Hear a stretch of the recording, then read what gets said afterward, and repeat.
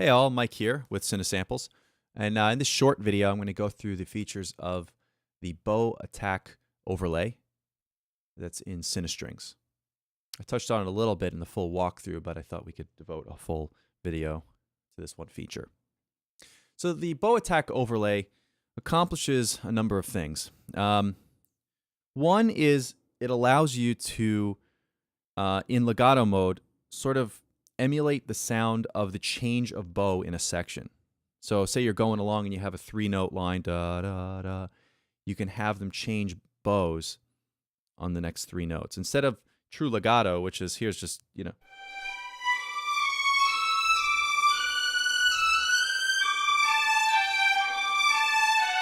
technically that's all just one long giant bow. So you might want to have them break up that phrase a little bit to add some more realism to your performance. So what we do is we have this bow attack overlay, and you have it set to CC9 by default. Take a look right here, and I have a little fader. So as we move up, we can select the type of attack that we want to put on the sustain. So let's start with sforzando. And what I'm going to do is every 3 notes, I'm going to have the section, quote unquote, change bow. All right?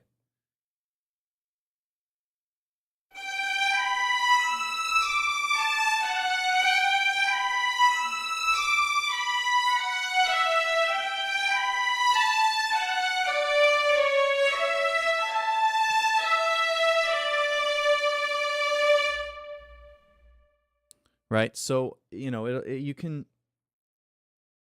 add that sort of, what it does is it puts that sforzando onto the start of the sustain and allows the sustain to fade in gradually. So it doesn't actually layer it on top. It actually is a crossfade. So it replaces the start of the sustain with this new attack. And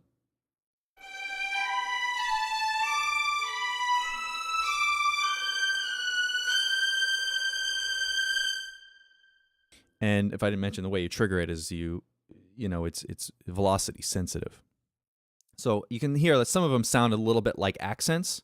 Well, if you don't want an accent, don't play it as hard. So you have to tweak it a little bit. If you want to just have the sound of a bow change, wouldn't recommend a 127 velocity for that. So that's one of the features and benefits of this bow attack overlay. And the other one is, it's a good way, like say you have 2 notes and you want to kind of oscillate between those 2 notes.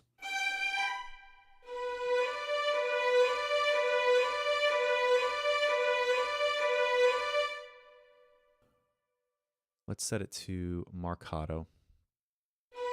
So this is, I'm playing really lightly, so it doesn't have any of the bow attack overlay. But if I play hard, you get this.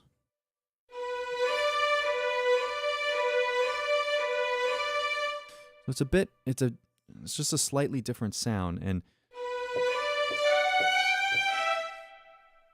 it allows you kind of like, it's sort of this rocking back and forth, but changing the bow every time. And that's the other thing, is you could have your whole melody just be 1 note per bow, right?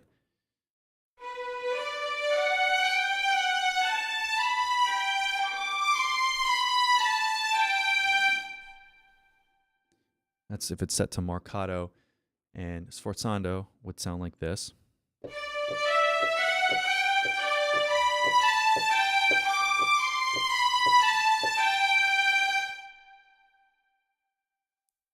Right?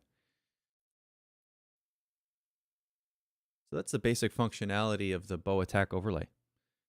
If you have any questions, let us know. Oh, by the way, this also, you can layer the staccato on there, and I say layer, I mean replace the start of the sustain with staccato.